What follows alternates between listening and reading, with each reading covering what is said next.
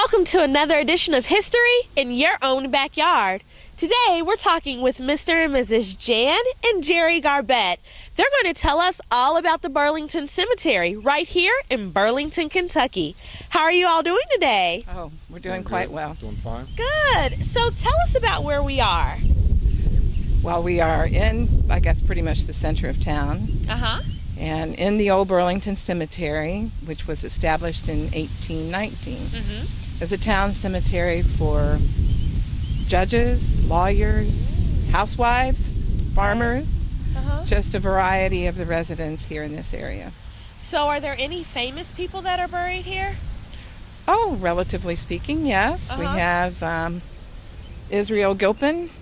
He was a Revolutionary War soldier. Okay. 3 Civil War veterans. Wow. Okay. And a Spanish-American War veteran also.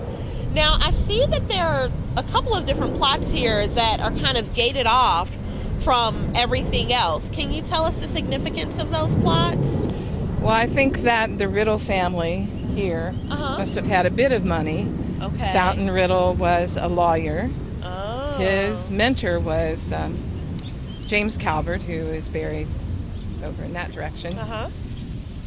Fountain Riddle set aside this plot for himself and his wife, Lisa, his parents, John and Florinda McKay Riddle, and then their 2 infant children who died quite young.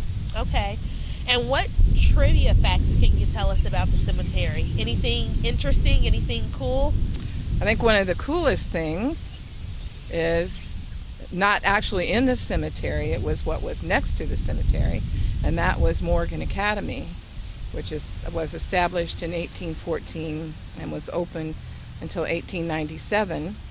It was for students from very young primary age through high school. But one of the things that sets it aside is that it had 2 outhouses for the students. One for boys and one for girls.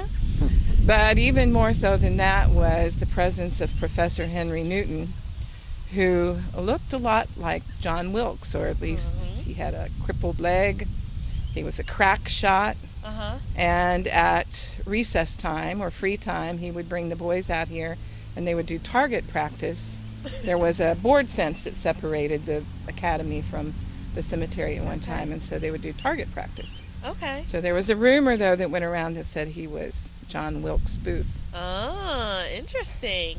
So do you know how old the oldest person is that's buried here? Not how old they are, but the oldest grave marker here? Surely. That would be Susan Collins, who was buried over that way. She 1819. 1819, the same year as the oldest burial. Okay. And what's the most recent? 1975. Okay. All the way in the back, way Kirkpatrick. Okay. So nobody's still being buried here now, of course. It's not active. Yeah, right. But do people come and visit just to kind of see it as a historical site? Absolutely. Okay. They sure do. All right. So is there anything else interesting that you can tell us about the cemetery? Yeah, one of the Civil War veterans, to me it's an interesting story. I am a veteran of Vietnam War, and William Sherrill, he was a member of the 23rd Kentucky Infantry, was wounded in Murfreesboro, Tennessee, and his dad went down to bring him back home, and he died on the steamer before they got to Petersburg. And I thought that was interesting. He didn't quite make it. And what year was that? Was he buried here? 1863. Okay. He died. Okay. So it sounds like there's a lot of judges, lawyers, veterans that are buried here.